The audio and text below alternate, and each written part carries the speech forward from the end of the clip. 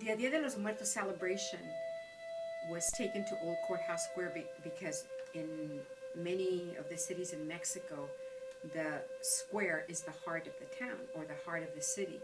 And in Santa Rosa, that is the heart of Santa Rosa, even though it has been split and divided by the structures that were built after the earthquake.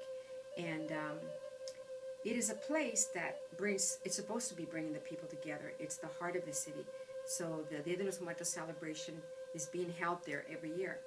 And I know that when we first started doing the Dia de los Muertos, Old Courthouse Square was a place where nobody wanted to be, because that's where the children that are homeless, the teenagers, there was homeless people that were doing drugs. The first year that we had it there, we had to clean up the square very, very well, because there were syringes, there were glasses, there were bottles of liquor that were there. And it was not a good place. It was a dark place in terms of people would avoid it. And once we started doing the Day of the Dead and bringing in the elder from the Kashaya Reservation, Anita Silva, to do the prayer, because we had to ask someone from the Pomo community to give us permission to have this ceremony that is not part of the Pomo tradition in Santa Rosa. It was important for us to ask permission and a blessing to hold it at the square. And the very first year, it was a challenge, but we went ahead and did that. It was right after September 11th, when there was a lot of fear in our community. But we went out into that public space, which was the center of the city, the heart of the city, and began to bring about this traditional celebration.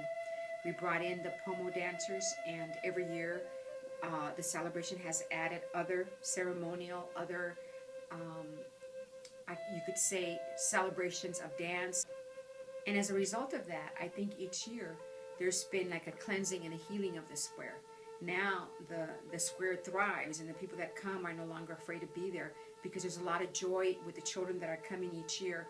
And I think the drumming, the dancing of the Aztecs, the Pomo drumming circle at night, and the children's spirits have begun to clean the square, so we're able to really come together as a community and feel, the pulse of the city there. And it's very beautiful to see that. I am very happy that we're in our 12th year this year, and we can see, I call it a shifting of energy at the square.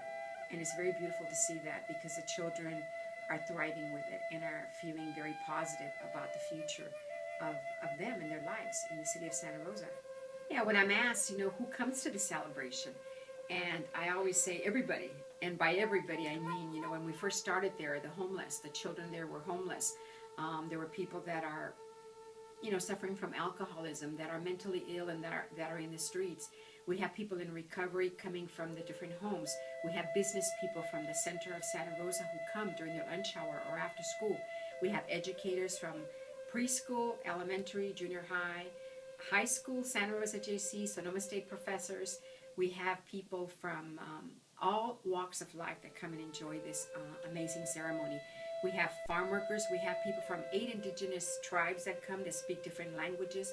We also have Buddhist monks that come. We have people from the Jewish community. So in a way, death brings everyone together. There is no selection in terms of class or race or religion. It just, everyone comes together and celebrates something that we all have in common, which is our death.